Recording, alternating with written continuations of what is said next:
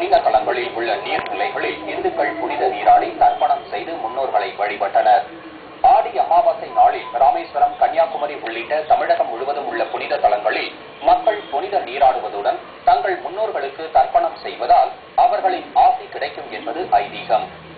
ஆடி அமாவாசையையொட்டி இன்று ராமேஸ்வரத்தில் உள்ள அக்னி தீர்த்த கடலில் ஆயிரக்கணக்கானோர் புனித நீராடி தங்களது முன்னோருக்கு தர்ப்பணம் செய்து ராமநாத சுவாமி கோயிலில் சுவாமி தரிசனம் செய்தனர். இன்று முதல் சூரியனானவர் வடக்கிலிருந்து தெற்கு நோக்கி நகர்ந்து வருகிற காலமாக இது கருதப்படுகிறது.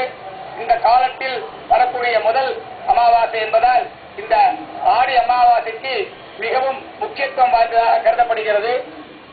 திருச்சி ஸ்ரீரங்கம் அம்மா மண்டபம், ஐயாளம்மன் படித்துறை ஆகிய இடங்களில் ஏராளமானோர் காவிரியில் புனித நீராடி மூதாதையர்களுக்கு தர்ப்பணம் செய்து வழிபட்டனர்.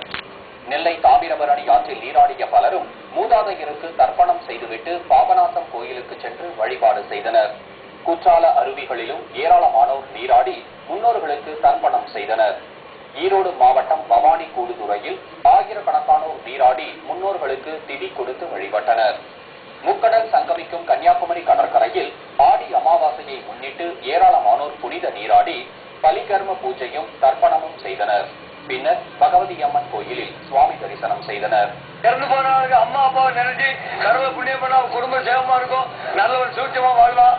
அரிசி, எள்ளு, பூவை, இலை குளம் வச்சு முதியோருக்கு பேரை சொல்லி அவங்க பிதற்காம செய்ய அவங்க முன்னோர்களை செய்யறதால குடும்பத்துல நோய் நொடி இல்லாம எல்லாரும் சுபிச்சமா வாழ.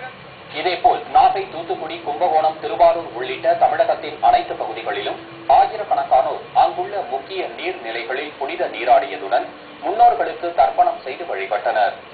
ஆடி அமாவாசையையொட்டி திருச்சி ஸ்ரீரங்கம் ரங்கநாதர் கோயில், திருவானைக்காவல் ஜம்புகேஸ்வரர் ஆலயம், சமயபுரம் மாரியம்மன் கோயில், திண்டுக்கல் கோட்டை மாரியம்மன் கோயில், நாமக்கல் ஆஞ்சநேயர் கோயில், தேனியில் உள்ள சடையால் முனீஸ்வரர் கோயில் உட்பட மாநிலம் முழுவதும் உள்ள முக்கிய கோயில்களில் சிறப்பு அபிஷேகங்களுடன் சிறப்பு பூஜைகளும் நடைபெற்றன.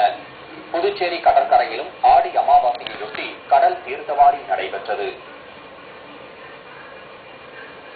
டிஇடி எனப்படும் ஆசிரியர் தகுதி தேர்வை எழுத விண்ணப்பித்துள்ளவர்களுக்கு தேர்வுக்கூட நுழைவுச் சீட்டு இணையதளத்தில் இன்று வெளியிடப்பட்டுள்ளது. விண்ணப்பதாரர்கள் ஆசிரியர் தேர்வு இணையதளத்தில் தங்களது ஹால் டிக்கெட்டை பதிவிறக்கம் செய்து கொள்ளலாம் என்று தெரிவிக்கப்பட்டுள்ளது.